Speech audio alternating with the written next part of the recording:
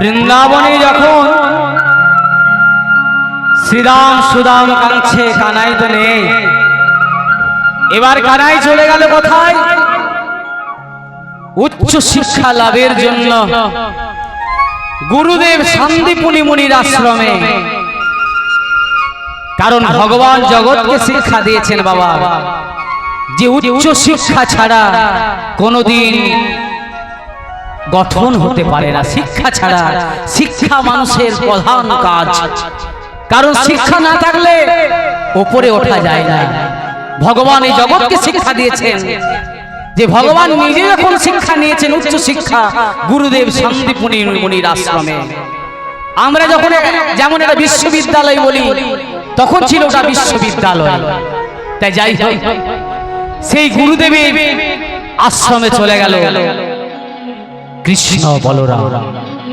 এদিকে সুদামার মা দেখছে, ওগো স্বামীকে বলছে, আমাদের ছেলেটা কৃষ্ণ বিহনে পাগল হয়ে গেছে, এক কাজ করো আমাদের সুদামাকেও ওই গুরুদেবের কাছে ভর্তি করে দাও, লেখাপড়া শিখুক। ঠিকই বলেছে।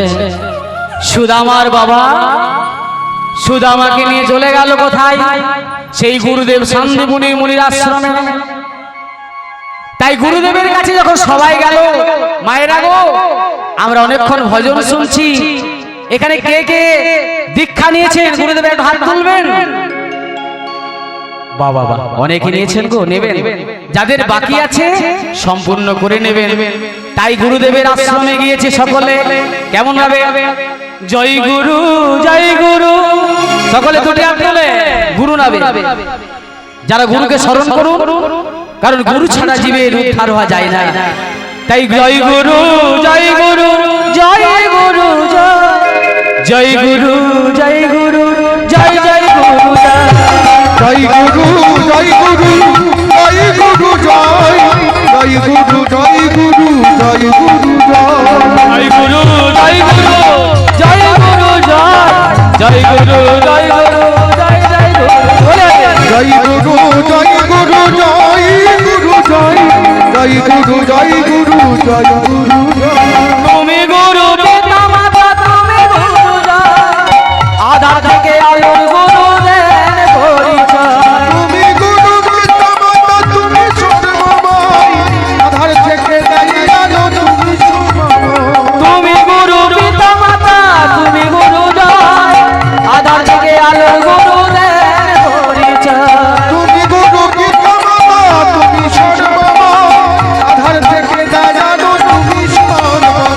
জয় গুরু জয় গুরু জয় গুরু জয় গুরু জয় গুরু জয় গুরু জয় গুরু জয় গুরু জয় গুরু জয় জয় গুরু জয় গুরু জয় গুরু জয় গুরু জয় গুরু জয় গুরু জয় গুরু জয় গুরু জয় জয় গুরু জয় গুরু জয় গুরু জয় গুরু জয় গুরু জয় গুরু জয় গুরু।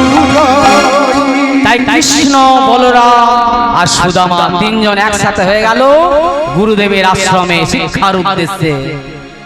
এবার প্রত্যেকে জিজ্ঞাসা করলো, কৃষ্ণ বাবা তুমি কি শিখবে? বলে আমি যুদ্ধ নীতি রাজনীতি শিখতে চাই। বাহ, বেশ বেশ বেশ। বলরাম তুমি কি শিখবে?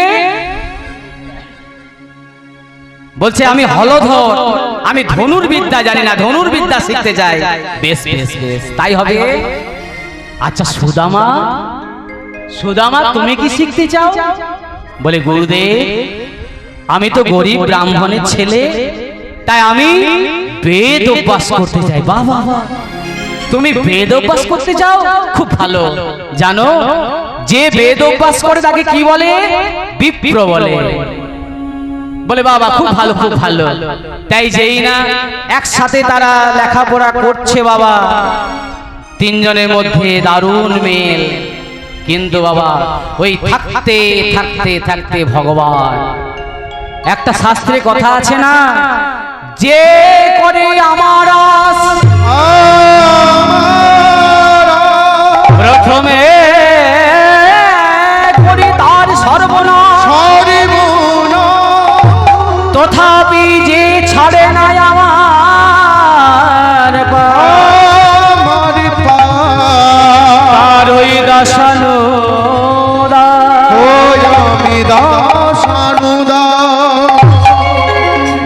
বাবা, বিশেষ করে মায়েরা যারা ভগবানকে নিয়ে থাকে, যারা ভগবানকে বেশি বিশ্বাস করেন, ভগবানের পুজো সেবা করেন, তাদের কিন্তু দুঃখ কষ্টটা বেশি হয়, হয় না?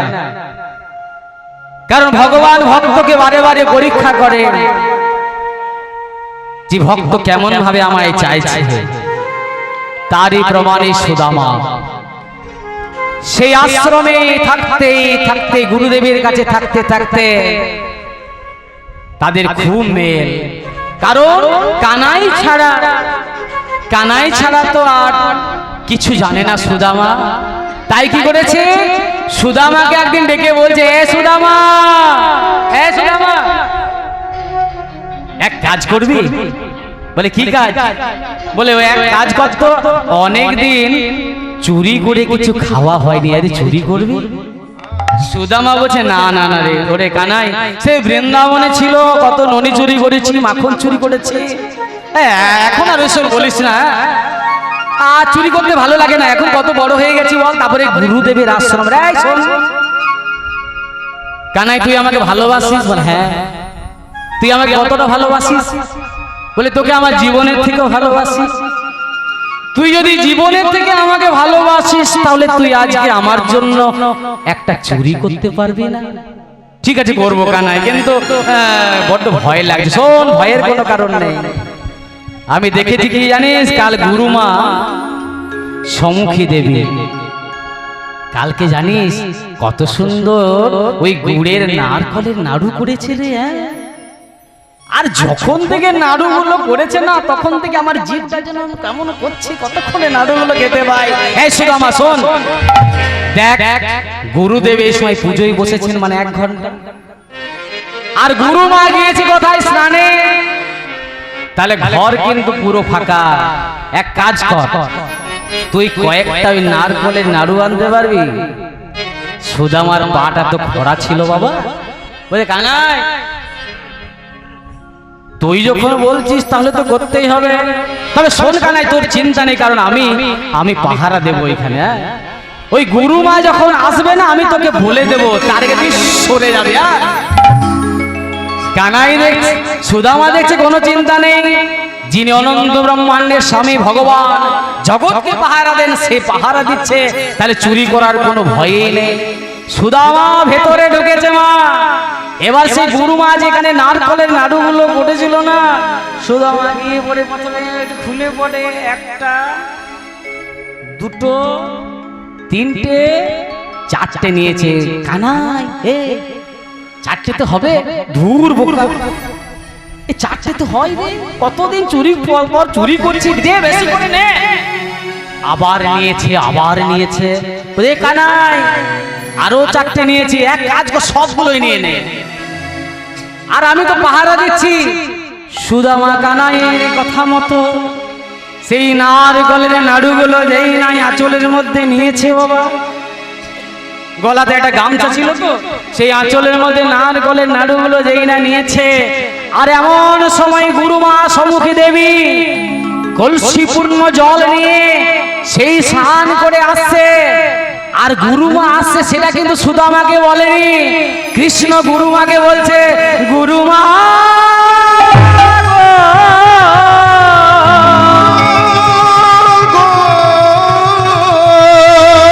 দেখো দেখো তোমার সুদামা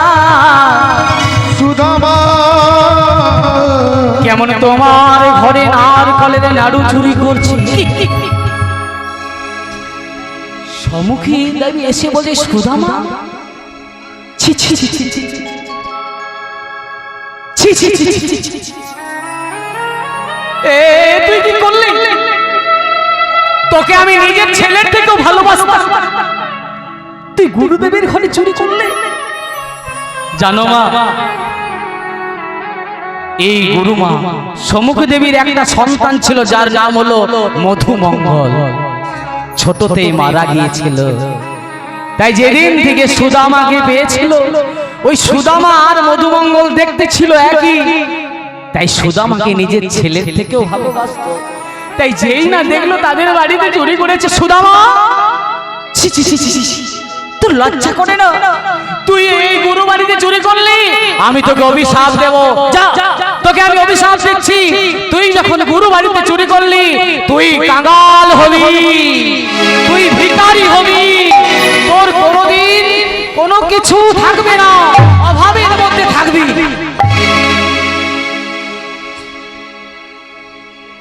সুদামা কানাইয়ের দিকে তাকিয়ে বলছে, কানাই তুই আমাকে চোর সাজিয়ে দিলি ভাই, আমাকে চোর সাজিয়ে দিয়েছিস। তাই কেঁদে কেঁদে কানাইকে বলছে কি, এই কি তোমার লীলা হে ভগবান, এই কি তোমার লীলা। কানাই দয়া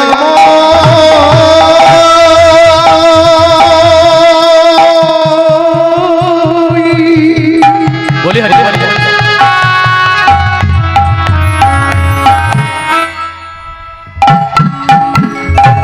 এই তোমার লীলা,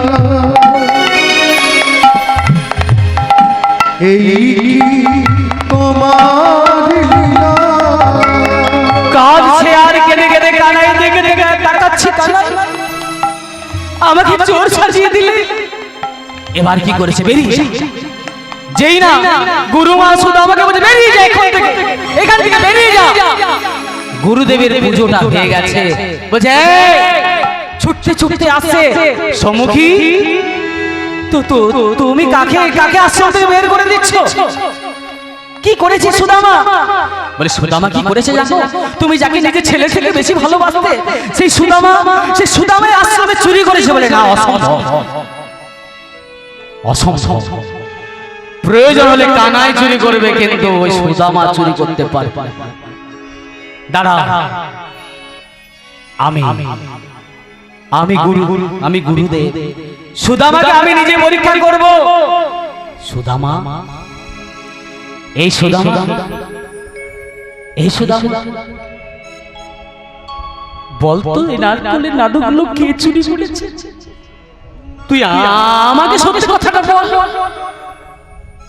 সুদামা একবার কানাইয়ের দিকে তাকাচ্ছে, একবার গুরুমার দিকে তাকাচ্ছে,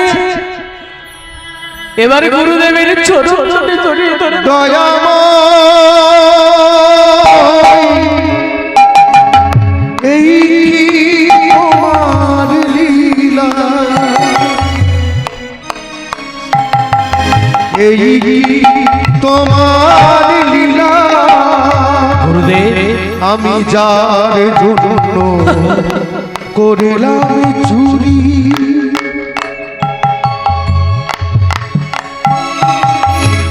সেনা বলে আমায়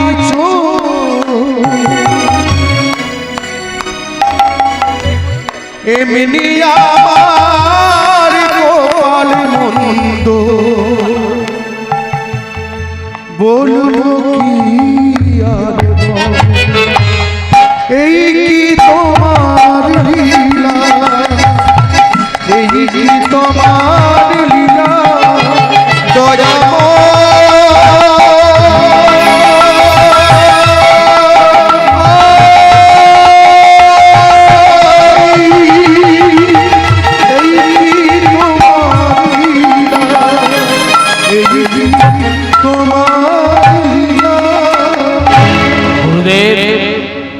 আমি জীবনে কোনোদিন মিথ্যা কথা বলিনি, আর আজও বলবো না। আমি জীবনে মিথ্যা কথা বলিনি, আর আজও বলবো না। আমি গুরুদেবের চরণ স্পর্শ করে বলছি, ওই নারকেলের নাড়ুগুলো, একবার কানাইয়ের দিকে তাকাচ্ছে আর বলছে নারকেলের নাড়ুগুলো আমি আমার জন্য চুরি করেছি। সুদামা, সুদামা, এবার কি ছিল? একটা বেদ ছিল বাবার সামনে, গুরুদেব সেই বেদটা নিয়ে সুদামার পাটা এমনিতে খোলা ছিল না,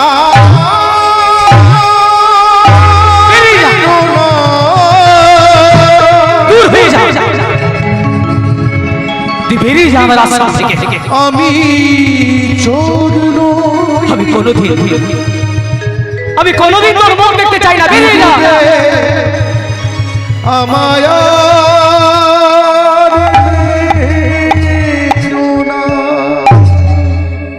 সুদামা কাঁদতে কাঁদতে বেরিয়ে যাচ্ছে। আশ্রম থেকে কানাই যেই না হাতটা আড়াল দিয়েছে, সুদামা চলে যাচ্ছিস ভাই? দেখুন বাবা ভগবানের লীলা, চলে যাচ্ছিস ভাই? কেন রে কানাই, এখনো কি কিছু বাকি আছে রে? তুই আমাকে চোর সাজিয়ে দিলে আমার কোনো দুঃখ নাই রে, কারণ আমার নিজের মধ্যে তো আর কিছু নেই রে কানাই, যা আছে তো তোরই।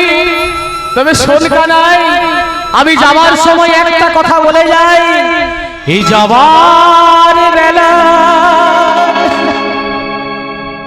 একটি কথা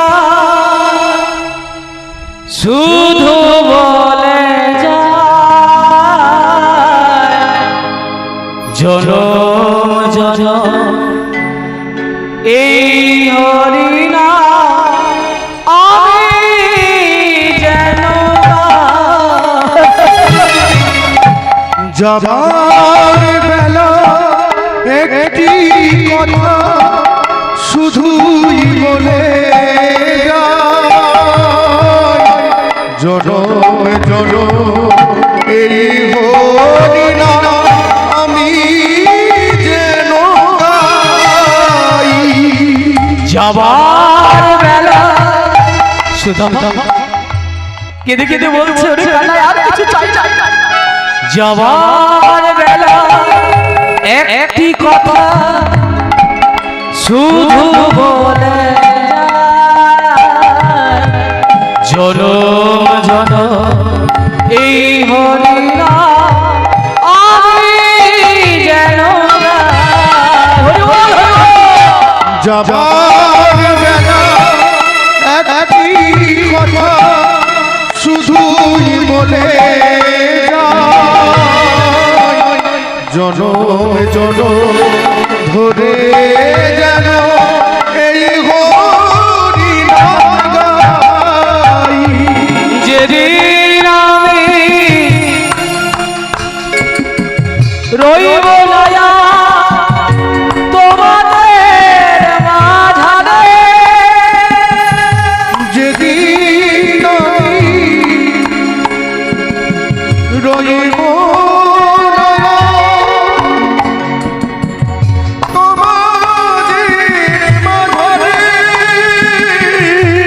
যেদিন আমি রইব না তোমাদের মাঝারে, যেদিন আমি রইব না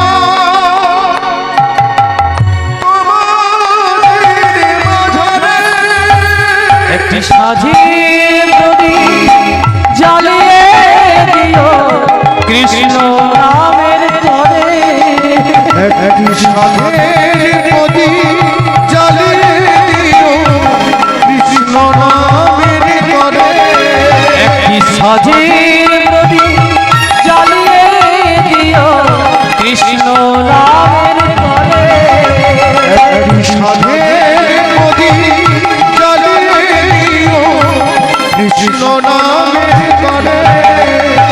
যাবার বেলা একটি কথা শুধু বলে যায়, জনম জনম এই বদলে কৃষ্ণ গুণগান।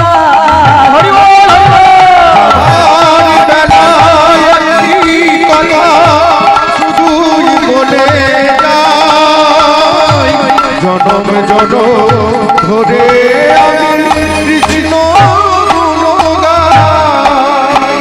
আমি চলে যাই, শুধু বলে যাই, আমি চলে যাই। সুদামা আশ্রম থেকে চলে গেল। কিছুদিন পেরিয়ে গেল, কৃষ্ণ বলরাম শিক্ষা পূর্ণ করে এবার চলে গেল কোথায়? দ্বারকাতে। ওই যে বাবা দ্বারকার সিংহাসনে ভগবানের রাজা হয়েছে। সুদামা চলে এলো কোথায়? নিজ গৃহে। কিছুদিনের মধ্যে এমন পড়া কপাল, বাবা মা দুজনেই মারা গেল। সুদামা এত বড় পণ্ডিত হলো, কিন্তু বাবা পিতা মাতা নেই, কি করবে সংসারে?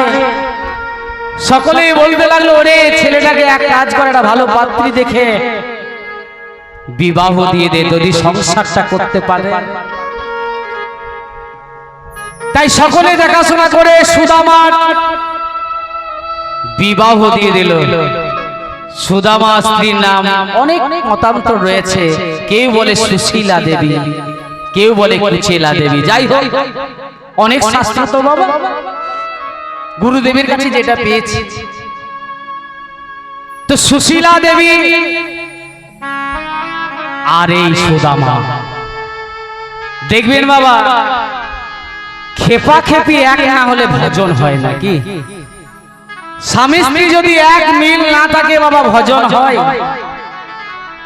স্বামীর মনটা যদি থাকে দুর্লভপুর দিকে, আর স্ত্রীর মন যদি থাকে এই দিকে আশুরা দিকে, হবে? হবে না বাবা। দুটি মন এক হতে হবে। কেন? জয়দেব গোস্বামী গীত গোবিন্দ রচনা করতে পেরেছিল একমাত্র পদ্মাবতীকে পেয়েছিল বলে। তাহলে খেপা খেপি এক না হলে ভজন হয় না। ভগবানকে পেতে হলে স্বামী স্ত্রীর মধ্যে এক থাকতে হবে। স্বামী স্ত্রীকে শুধু স্বামী স্ত্রী বললে হবে না, সহধর্মিণী হতে হবে স্ত্রীদের। স্বামী যদি সৎ পথে এগিয়ে যায় আর স্ত্রী যদি সহযোগিতা করে, তবে হয় সহধর্মিণী। তাই বাবা কি করে? তারা দিবানিশি ভগবানের পুজো করে। তাই আমরা অনেকক্ষণ ভজন করিনি, মায়ের একটু মনটা কেমন জড়ো জড়ো হয়ে গেছে। দুটি হাত তুলে একবার গাইব, জয় জয় রাধা রমন হরি বল। আজ সুদামা সুশীলা ভগবানের ভজন করে, তাই আমরাও করবো দুটি হাত তুলে, জয় জয় রাধা, জয় জয় রাধা, জয় জয় রাধা রমন হরি বল। কি মা ঠান্ডা লাগছে নাকি? দুটি হাত তুলে, জয় জয় রাধা রমন হরি বল, জয় জয় রাধা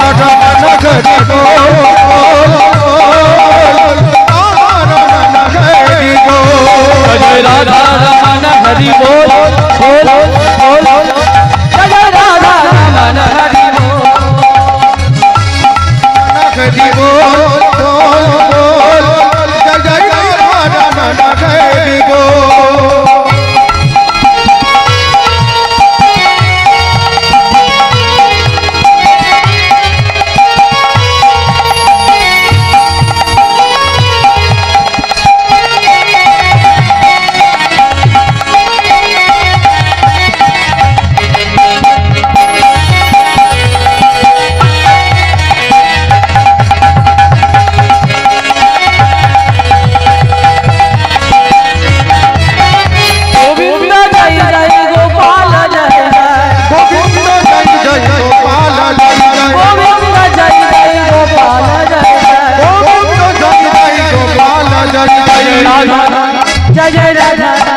जय जय राधा रमन हरि बोल, बोल बोल, जय जय राधा रमन हरि बोल, जय जय राधा रमन हरि बोल, बोल बोल, राधा रमन हरि बोल, जय जय राधा रमन हरि बोल, जय जय राधा रमन हरि बोल,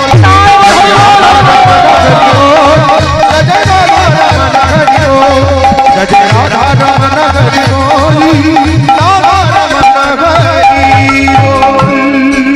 তাহলে সুদামা আর সুশীলা কি করে বাবা? ওই দিবারাত্রি ভগবানের নাম গান করে। অভাবে সংসার, অভাবে সংসার।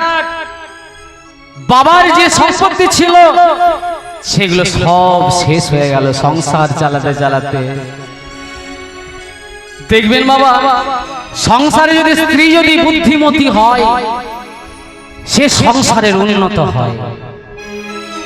তাই সুদামা স্ত্রী সুশীলা সে জানে যে দ্বারকার সিংহাসনে যে বিরাজ করছে সে হচ্ছে আমার স্বামীর বন্ধু, বাল্যকালের বন্ধু।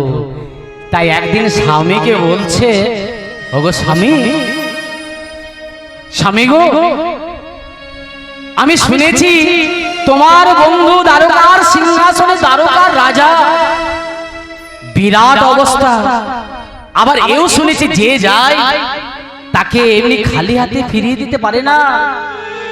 তাই আমার মনে হচ্ছে যদি একবার বন্ধুর কাছে যেতে। না, ও কথা বলো না সুশীলা, আমি না খেতে পেরে মারা যাব, দাঁড়ে দাঁড়িয়ে ভিক্ষা করবো, তবু আমি আমার বন্ধুর কাছে হাত পেতে আমি কোনোদিন কিছু চাইবো না। স্ত্রী বলছে, ওগো শোনো স্বামী, আমি তোমাকে কিছু চাইতে বললাম? আমি তো চাইতে বলিনি, আমি বলছি বন্ধুর কাছে একবার দেখা করে আসতে। কারণ সুশীলা দেবী জানে যদি বন্ধুর কাছে একবার আমি পাঠিয়ে দিতে পারি তাহলেই তো কাজটা হয়ে যাবে। তো বলছে আমি কি কোনো চাইতে বললাম? একবার বন্ধুর কাছে অনেকদিন পর দেখা হয়নি, অনেকদিন একবার দেখা করে এসো। হ্যাঁ, এই কথাটা সুশীলা তুমি ঠিক বলেছো, কিন্তু সুশীলা যদি অনেকদিন পর কেউ বন্ধুর বাড়ি যায় খালি হাতে কি যাওয়া যায়? আর আমাদের যা সাংসারিক অবস্থা, কি নিয়ে যাব বলো তো? আমি বন্ধুর কাছে খালি হাতে তো যেতে পারবো না। তখন স্ত্রী বলছে, ওগো স্বামী, স্বামীর জন্য আমি সব করতে পারি, দাঁড়াও, যে কাজ আমি কোনোদিন করিনি আজ আমি করব, তোমার বন্ধুর জন্য আর তোমার জন্য। তাই কি করেছে আজ সুশীলা দেবী, বাবা যেটা কোনোদিন করেনি, আজ কেঁদে কেঁদে চলে যাচ্ছে ভিক্ষা করতে। কেমন হবে? আমায় ভিক্ষা দাও গো নগরবাসী, আমায় ভিক্ষা দাও, আমায় ভিক্ষা দাও গো নগরবাসী, আমায় ভিক্ষা দাও। কে উঠে আসবে না মা? আমি লীলাটার গানটার জন্য গাইতে হচ্ছে, কে উঠে আসবেন না? আমায় ভিক্ষা দাও গো নগরবাসী, আমায় ভিক্ষা দাও, আমায় ভিক্ষা দাও গো নগরবাসী, ভিক্ষা দাও আমায়।